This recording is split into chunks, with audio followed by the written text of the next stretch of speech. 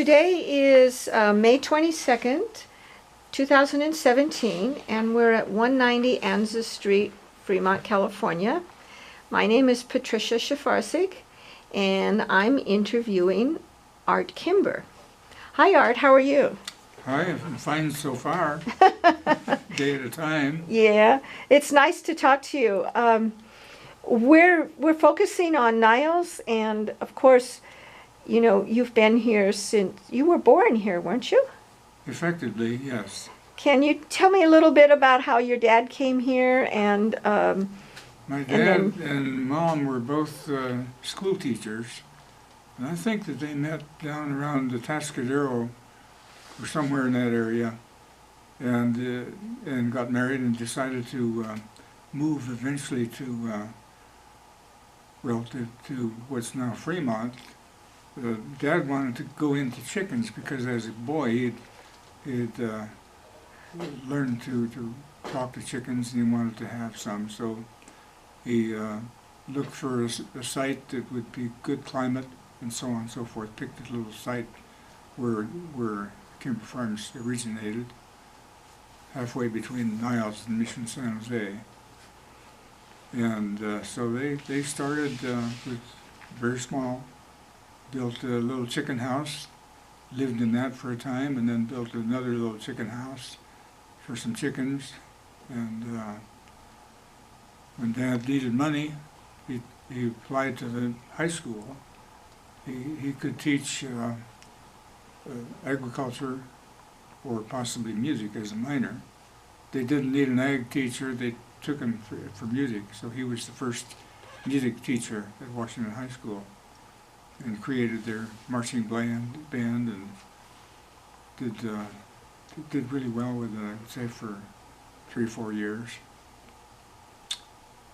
So that's how we got started. So your mother and father moved here. What year was that? Do you know? Probably 1923. 23. And are you the oldest? I'm the older. Okay, and you were born? 24. All right. So 1 year after they came, you were born. My brother was born in 1925. So that was the two of us. Okay. So you grew up your whole youth in Niles. Really, that's true. What can you tell me about that? Well, it was a rural existence. We didn't have any close neighbors because the whole area was agricultural. And nearest neighbor might have been Mr. Stivers, but that was, maybe a mile down the road. So we really didn't visit, like the people living in town. And when I went to Niles Grammar School, the same thing. We didn't, us kids, we didn't visit much and socialize with the local Niles kids because our job was to get home. So we walked home, which was a little over 2 miles, and we did okay with that. So how did you get to school? My mother used to drive us. Oh, she had a car. That was nice. Yeah. So that was helpful. Yeah. So she drove you in the morning, and where did you go to school? We went to Niles Grammar School. It's on 2nd Street. Isn't it? Right, right. Still there. Yeah. Good school. So was there anything you remember? Well, of course, you were at home. You had to be home after school because you were a long ways from home, actually. Mm-hmm. And what did you do around the home growing up? We had dogs, cats. We used to get in trouble. The nearest neighbor was the Caldera kids, and Johnny Caldera was my brother's age. We used to get ourselves in. We were always exploring what can we do next and things. And we used to spend a lot of time up on the railroad track, which was kind of raised up by that overpass there near the property. So we would go up there, and I don't know if I should tell, some of the tricks that we did there. I don't think anybody's going to bother you now. One time we put a pebble on the railroad track, and then we just watched when the train came by to see what would happen. And there was a little spark, and so we thought, well, gee, that's okay, so maybe more is better. So we put a few more on, and more sparks, not realizing how dangerous that really was, you know. So then we put really a nice bunch on the tracks, and then all of a sudden a hand car came along with a crew of 3 or 4 people. So that derailed the hand car, but then they were on the chase after us, so we scampered out of there as best we could. They caught my brother, who wasn't as fast on his feet. He was crying, everything, but I think that's the last time we did that. You got caught too. That was, yeah, usually that'll stop it, won't it? So, did you go to Niles Canyon or the creek? That was quite a ways from you. It was. We, once in a while, would have our class from Niles Grammar School would take a picnic trip up there. So we'd all walk up Niles Canyon a ways, and yeah, that was enjoyable, I remember. So, how about high school? Yeah, Washington High, I guess, was the only high school around at the time. That was a good school.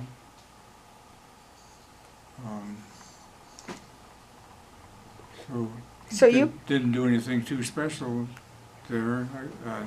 I did take some shop classes, and from Bill Mitty, and some machine shop classes, so that when I graduated, there was a need for the war effort to produce for the big war, and so I was able to qualify for a job over at Joshua Henry Iron Works in Sunnyvale, and we were building machine parts for steam engines to power the Victory ships. Kaiser was building the Victory ships, and we were building the steam engines. So got into that, and then that was going really well. Took advantage of the graveyard shift in order to get an opportunity to work some of the newer machines. It was very educational. I always enjoyed being a machinist. So you were there for probably a year and a half, I would think. So you graduated in 1942. 42. And then you went to work for this. What was the name of the company again? Joshua Hendy Iron Works. Now it's owned by Westinghouse. Okay, Joshua Handy Iron Works. And how did you get to work? Well, we used to drive. During, of course, all the rationing was on. You couldn't buy just unlimited gasoline or sugar or silk stockings. Those things were being rationed. And working in defense, I was able to qualify to have enough gas so I could get back and forth to work. Yeah, that was a help. Were there any things about the wartime that you remember that were, like, do you remember blackouts? You talked about the rationing. Yeah. What else? There was that rationing, and then they were looking for air raid wardens. They were afraid of the reports of submarines off the coast of California, and so the plan was to cut out all the lights in the evening so that it would be more difficult for an enemy to spot us and to bomb us and things like that. So they needed air raid wardens to cut the lights down. If we got to a farmhouse and there were lights on, we'd tell them, hey, it's time to turn them down. So they did and pulled their curtains and things, and cars we're not allowed to use full headlights, had to be on dimmers. So I did that for a while. You were a warden? Yeah. Oh, did you work out of I know they had towers, but. We must have had a committee or something. A friend of mine got in with me, kind of Dick Marriott, one of our buddies from Dick high Marriott? school. Yeah. Oh yes, I know who he was. Yeah. So he and I got in about the same time into the air raid warden thing. And how long did you do that? I would think not terrible long, maybe 9 or 10 months. Was it a paid position or was no. it just a volunteer? Just volunteer, yeah. Okay. So you would go around to people's houses and tell them cut the lights or Yeah. Mhm. whatever you had to. Yeah, we would stop cars if we saw them driving by with their lights on. You know, we'd have them pull over and talk to them about it. Mm-hmm. So I also wanted to ask you about the internment of the Japanese. You said you knew something about that, or what do you remember about having Japanese people around here? Gee, a bunch of our friends who were Japanese descent, they were born here, I think, but they were in school with us, and we admired them. They're really good people. And when they got taken away, we were sad about that. I heard that they were over to 10 for N racetrack for internment. So one day I drove over there to see if we could see some of our old buddies, and did succeed to meet up with one or two, but they were embarrassed about it and they didn't want to stay, so we didn't linger. That was sad, you know. So did you know about them being taken away beforehand, or were they just gone? No. What was the... I don't remember much about that. It just happened. Yeah, yeah. So, so when did you go into the war? I went in 1943, in March of 1943. My friend Bob Hunt, one of our group from high school, got a draft schedule, so he had to go in, and I thought, well, gee, I'm going to be drafted anyway, sooner or later, so I joined up with him. So we went down to Monterey to the welcoming center, I guess, at the same time. So that was kind of fun. And then we went our separate ways once we got in there. I thought we were going to be buddies in the service, but that didn't happen. It turned out that the tests that they were giving us to see about our aptitudes and all that, turned out that I could qualify for pilot school, and Bob wanted to, but he turned out to be a little colorblind. Mm-hmm. So they couldn't put him into pilot school. So he went off in a different direction. But when I got to Europe in January of '45, got to our base on Corsica, an island off of Italy. One day there was a guy going by, and by golly, it was Bob Hunt. You ran into him in Yeah. Italy in 1945. Yeah. So he was an armorer. So he was putting the ammunition and bombs into the planes. That was his job. And you were flying the planes. Yeah. So were you in the Air Force or Army, or? It was Army Air Corps. Oh, they were together.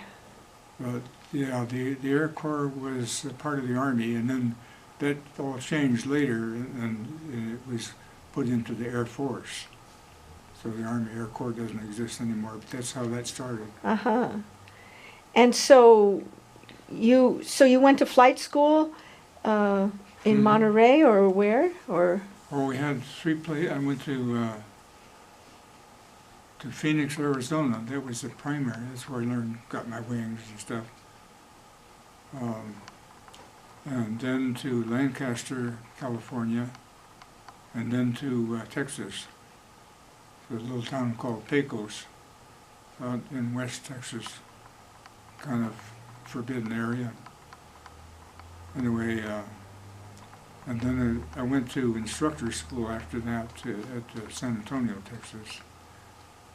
And then they said, well, the war is moving on and we probably don't need instructors anymore, but how about if you want to look at the combat situation? So I said, fine. So they sent me to South Carolina to train with the B-25 bomber crew. So I trained with them, and then January of '45 we picked up a new airplane and flew it on over to Italy with several stops. It was an experience. So you mean several stops on the way? Yes, well we went from Miami, we went with the new plane made 2 stops in Brazil, Belém and Natal. And by then we found out that our gas consumption was too high. We couldn't make it to the next stop, so we told them we wouldn't fly. So they sent back to the States for some of the better carburetors.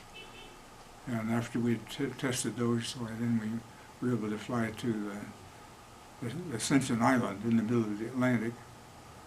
There was a stop for fuel and all, and then to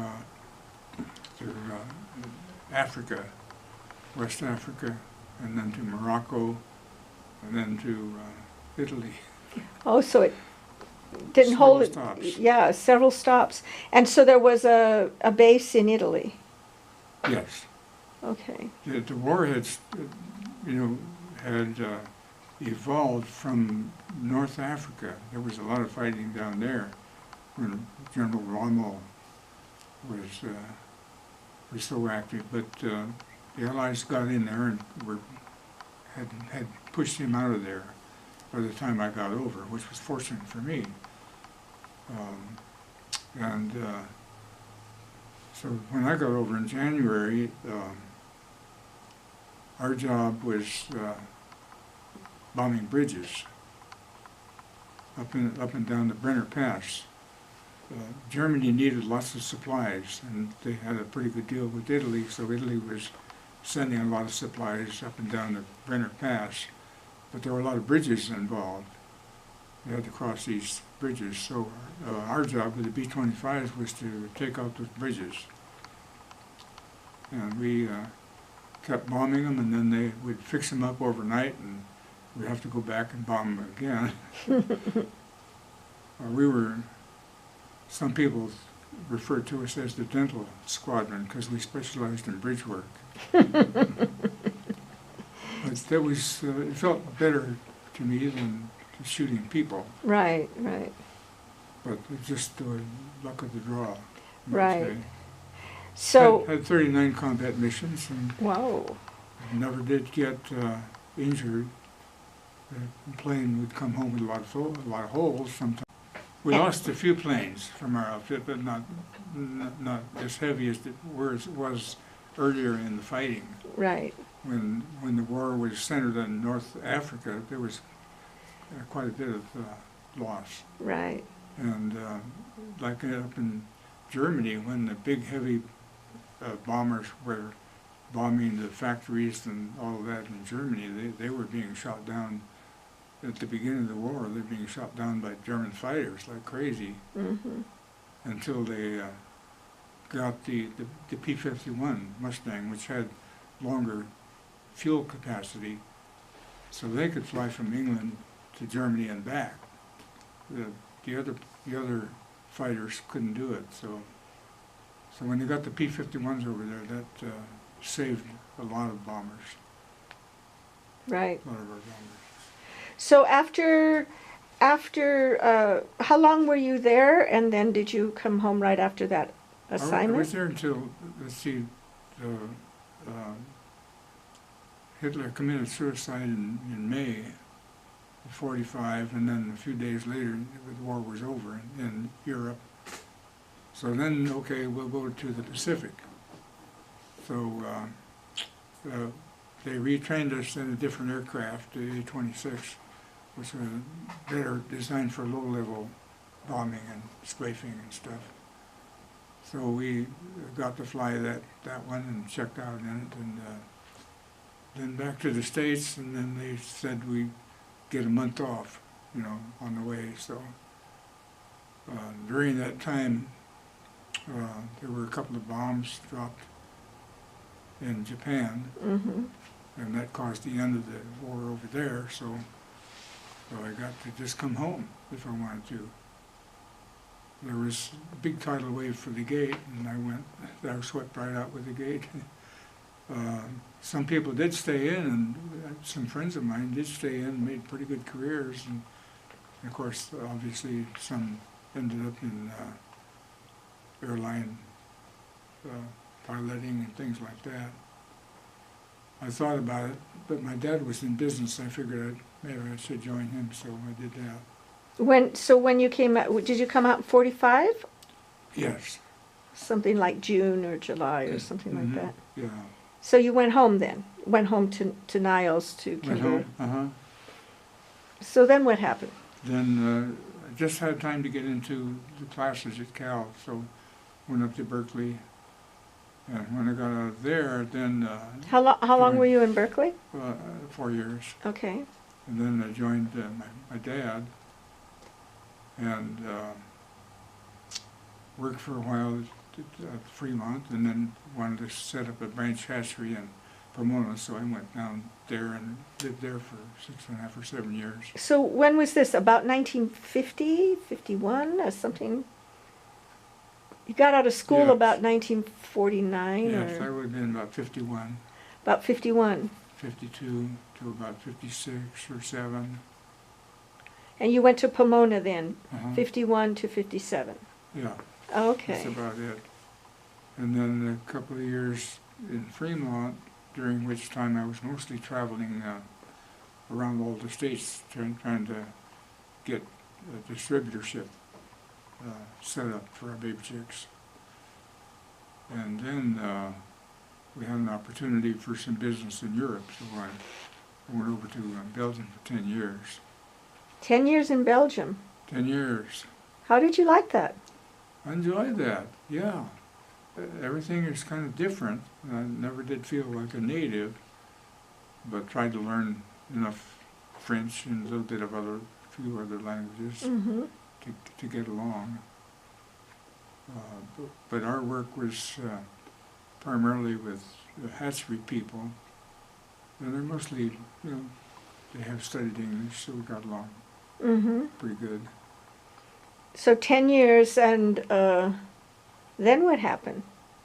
What year did you leave Belgium? In 1970, yeah. Then I got a call. I was in Italy, and I got a call saying that my dad had turned ill. So I flew back home, and he had an accident. He was demonstrating something in the house, and he fell off a ladder, and the hip fracture caused, you know, he had to have surgery, but just about a week after that, he had a massive heart attack. Yeah. So I did see him before he passed away, but so then I did move back after that and lived with my mother in her house. And where was the house located? It was right on the property? On the hillside above the chickens. Okay, so you had, when you left, you had... They had started a new home on hillside property back in about 1946. And I was, you know, away a lot of that time. Right. And so in 1970, they were just completing the work on the middle room. And It's same property, they just were expanding it, or well, they had was it acquired some more acreage from somebody, I don't know who. And wanted to put a home up there, so they had to carve out the side of the hill, make it flat, and a big project. And they had just finished it, you're saying? Yeah, they just had finished,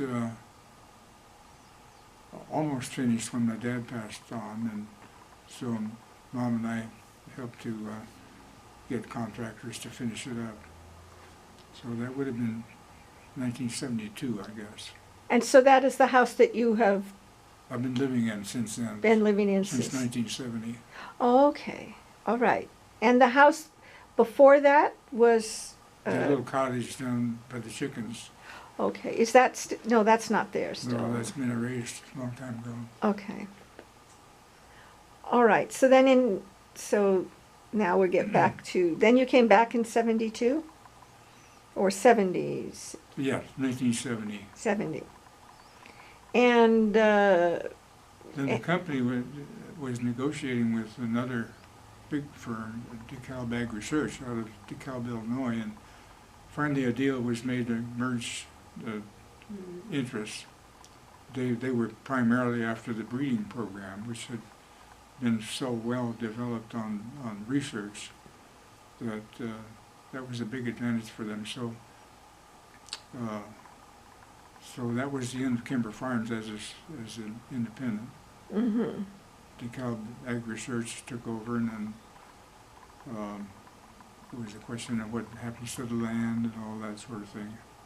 So back, you were telling me just before we started, you were telling me like your mother and her job when they first moved there in 24, Mm-hmm. 23. Mm-hmm. What was her job?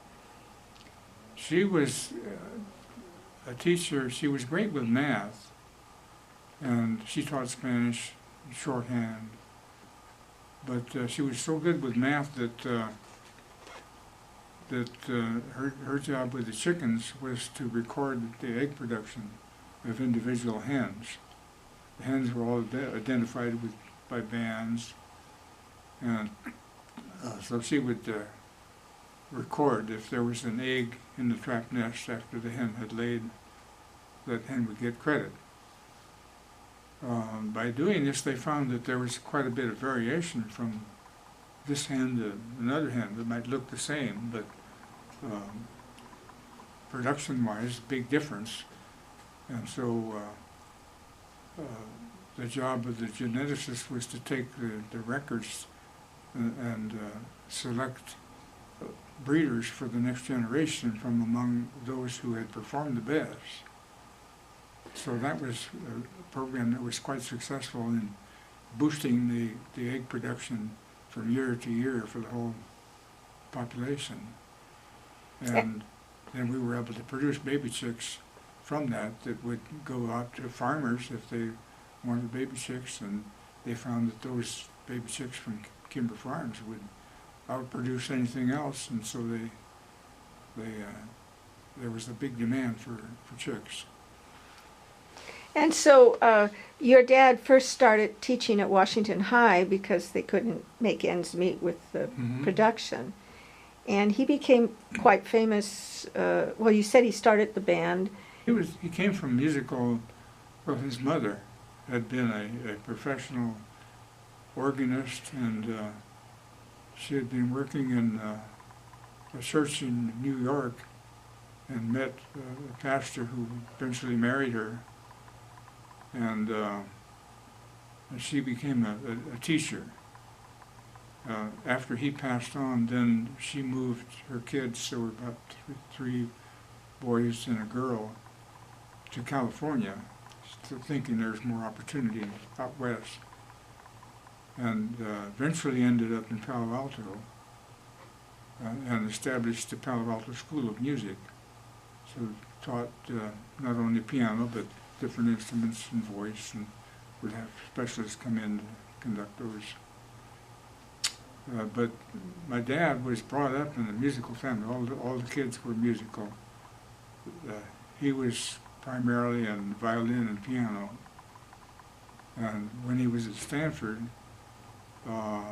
they got together with a bunch of music students at Stanford and created a new orchestra. And they called it the Palo Alto Symphony. And my dad was the first conductor of it. Washington High School, they had never had a music instructor, so it was from scratch. So Dad had to go to the elementary schools in town and talk to the parents and get them to buy instruments for the kids so they could join in. And began teaching at the elementary school level, so when they got into high school, they were even a head start, you know. And he did create a fine marching band.